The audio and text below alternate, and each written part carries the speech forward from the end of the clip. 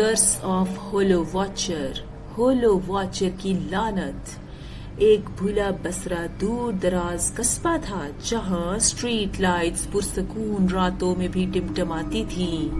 एक खौफनाक कहानी गर्दिश में थी, होलो वॉचर की कहानी।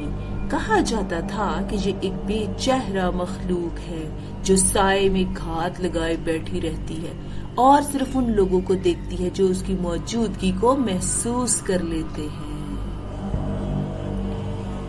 आइडन एक फिल्म साज जो माफूकुल फितरत राजों को बेनकाब करने का जुनून रखता था, जंगल के बीचों बीच वाक़या एक कदीम और सुनसान मेंटल हॉस्पिटल तक जा पहुंचा। अफवाहें थी कि जहां मरीज रातों रात गायब हो जाते थे, उनके कमरों में बस अजीबो गरीब निशान रह जाते थे, जैसे किसी ने नाखूनों से दीवारों पर खुफिया अलामतें खोद दी। मुतजस्सिस होकर आइडन अंदर दाखिल हो गया, कैमरा हाथ में लिए हर लम्हा रिकॉर्डिंग करते हुए। अस्पताल की राहदारियों में गहरा सन्नाटा था। पुरानी फ्लोरेसेंट लाइट्स कभी कभी टिमटिमाती जैसे मरने से पहले आखिरी सांसें ले रही हो। अचानक आइडन को एक कमरा दिखाई दिया जो वक्त की गिरफ्त से आजाद नजर आ रहा था। उसकी दीवारों पर पुरस्कार चमकती हुई अलामतें गुमनाम थी। तभी एक सरगोशी सुनाई दी, अब तुम मुझे देख सकते हो, तुम मेरे हो। आइडन ने पलट कर देखा, वो वही था, एक लंबा लरसता हुआ साया जिसका चेहरा तारीकी के एक भंवर में बदल चुका था। उसकी लंबी पतली उंगलियां हल्की सी हरकत करते ही कड़कड़ाने लगी और उनसे कोई गाढ़ा स्याह मादा टपक रहा था। दीवारें अचानक जाम होकर चमकने लगी, जैसे हकीकत में खुद ब खुद ही बिगड़ रही हों।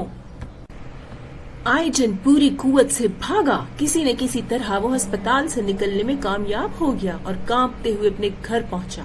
उसने जल्दी से अपना कैमरा चेक किया, लेकिन तमाम फुटेज खराब हो चुकी थी, धुंधली और मस्ख शुदा, सिवाय एक तस्वीर के।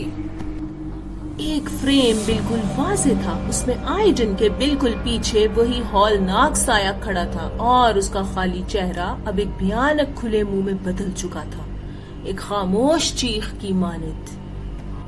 उस रात आइडन सो न सका। हर साया उसकी आंख झपकने पर हरकत करता महसूस होता। आईने में उसका अक्स उसके मुताबिक हरकत ही नहीं कर रहा था। लेकिन सबसे भयानक बात ये थी कि वही सरगोशी अब भी उसके कानों में गूंज रही थी, अब तुम मुझे देख सकते हो, तुम मेरे हो आइडन, आइडन तुम मेरे हो। अगले चंद दिनों में आइडन की तस्वीरें आहिस्ता आहिस्ता मिटने लगी, पहले कैमरा फुटेज से, फिर पुरानी यादों से और फिर लोगों के जहनों से भी। फिर एक दिन उसने आईने में देखा, उसका चेहरा गायब हो चुका था। एक चीख उभरी जो जाम होने लगी और बस फिर सिर्फ खिड़कियों का और सनसनाती हवाओं का शोर बाकी रह गया। दी होलो वॉचर ने एक और रूह निगल ली थी।